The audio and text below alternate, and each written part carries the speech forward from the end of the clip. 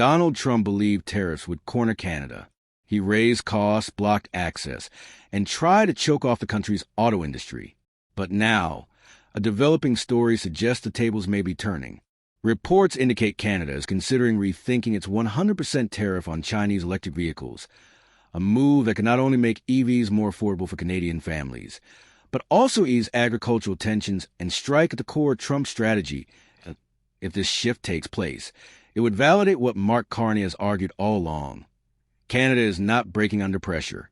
Instead, we are adapting, growing, and building strength in ways Washington never saw coming. We have differences with different approaches to a variety of things, but they are our second largest trading partner. And there are areas where we can cooperate, and we will look to potentially expand those areas for cooperation that are in ways that are consistent with our values and are in the interest of. Mark Carney made it clear during his cabinet conference. Canada will not be boxed in. When he spoke about China, his tone wasn't hostile. It was pragmatic. He stressed the importance of keeping trade relations open, even as tensions with the United States continue to rise. That nuance matters because it sets the stage for what could become Canada's boldest trade move yet. And the timing couldn't be more critical. With the EV mandate scrapped, Canadians are demanding affordable electric vehicles.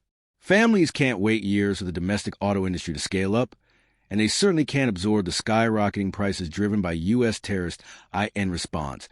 The government is now exploring a broader range of options, and that's where things start to get interesting. We need to make sure that we are there for our auto sector while continuing to have very ambitious climate change goals. So making sure that we reduce emission. And that's why we're launching a 60-day period consultation. That's a very short period of consultation because we want to be able also to either do more EVs in Canada or also bring more affordable EVs from different countries, including Europe, South Korea, and Japan. No, it's about tariffs. It's about the fact that the U.S. is putting tariffs on our auto sector, and that's affecting jobs in Cambridge, in Alliston, in Brampton, in Windsor. And so we're not dealing with ideology, we're dealing with a real reality, and we're acting now. Our Minister for Industries, Melanie Joly, put it plainly, this isn't about ideology, it's about results. She explained that Canada is ready to look beyond North America, importing affordable EVs from Europe, South Korea, and Japan at first glance. That might sound like simple diversification, but listen closely. The one country she didn't mention was China, and that silence is telling. China is the world's largest EV producer, turning out vehicles that are affordable, advanced, and already popular across Europe. So if Canada is prepared to import EVs from Seoul, Berlin, and Tokyo, the question eventually becomes unavoidable. Why not Beijing? You look at the issues around canola at present and our broader agricultural exports, pea protein, other aspects, and fisheries. We're going to work hard to get that right. We're coordinating with the provinces. Our Minister of International Trade has been engaged. Our Foreign Minister is engaged. I will be engaged to work to find a solution for that, for our agricultural relationship. It's a good relationship. It's a relationship that existed for more than 5 decades, if you go back to the start of it. And within that context, there may be areas where, well, respecting and protecting Canadian sovereignty, Canadian security, we can expand the commercial relationship with them. Right now, Canada has a 100% tariff wall blocking Chinese EVs. That wall was built to align with Washington's strategy, but it comes at a cost. Beijing hit back with heavy tariffs on Canadian canola, crushing prairie farmers and slashing export revenues. While Canadian producers lose millions, American exporters quietly maintain their footholds. For many in Ottawa, the logic is straightforward. Lifting the EV tariff could lower prices at home, unlock trade opportunities abroad, and remove the biggest barrier to better relations with Beijing. At the same time, it would send a clear message to Donald Trump. Canada will not sacrifice its future just to fit into his America First agenda. I want to get your insight on the market as it grows, because there is 100% tariff on Chinese EV vehicles. That was in an effort to replicate what the U.S. was doing, so sort of stand firm in North America on that. But we have been targeted in other sectors as a result. So the canola industry, China has now targeted.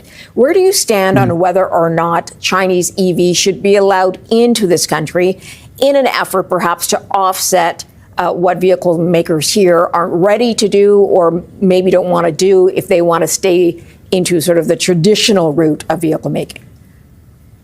Right. Well, it's a good question. I think this is always the challenge with public policy making is at the end of the day, it is a bit of a balancing act. The cost of EVs in Canada is growing because of the 100% tariff on Chinese vehicles, a policy introduced to mirror U.S. actions and signal solidarity within North America. But that decision has come with consequences.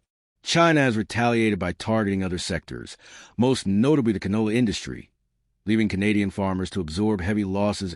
So, where should Canada stand on allowing Chinese EVs into the country? Could lifting the tariff help offset gaps left by domestic automakers who aren't yet ready, or perhaps unwilling, to move away from traditional vehicle production? It's a fair question, and it highlights the constant balancing act of public policy. Yes, Canada imposed its own 100% tariff to align with Washington. But many argue that cheaper EVs from China can help us meet our climate and affordability targets far more quickly. The vehicles exist. They're available. And the real question now is, why not consider them? So I think, yes, you're right. Canada tried to replicate and show support for the United States in terms of the ban that they imposed or the 100% tariff that they imposed on Chinese EVs. I think we instituted our own tariff in that regard. Some would say, well, we'd be able to meet the targets if we had cheaper vehicles, and those vehicles are available. Bloomberg laid it out. This is a balancing act. On one side, Canada's auto sector want protection. On the other, Canadian consumers need affordable cars. And our farmers desperately need China to lift its canola tariffs. For Ottawa, it's not just an economic puzzle. It's a strategic one. Because here's the truth. If Canada lifts the EV tariff, it's not just about cars. It's about independence. It's about proving we can take care of Canadian families, Canadian industries, and Canadian farmers without asking Washington for permission. And it's about showing the world that Canada is ready to lead on climate affordability and trade diversification all at once. And this is where Trump enters the picture for him. Canada lifting its EV tariff would be a nightmare. He has counted on Canada staying in lockstep with his trade war, especially against China. But by breaking away by charting its own course, Canada would shatter the illusion that Washington pulls the strings in Ottawa. Think about it. Every Chinese EV sold in Canada is a reminder that Trump's tariffs backfired.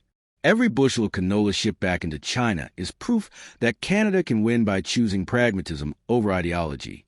And every step Canada takes toward independence weakens the grip Trump thought he had over us. That's why this developing story matters. Because it's not just about electric cars.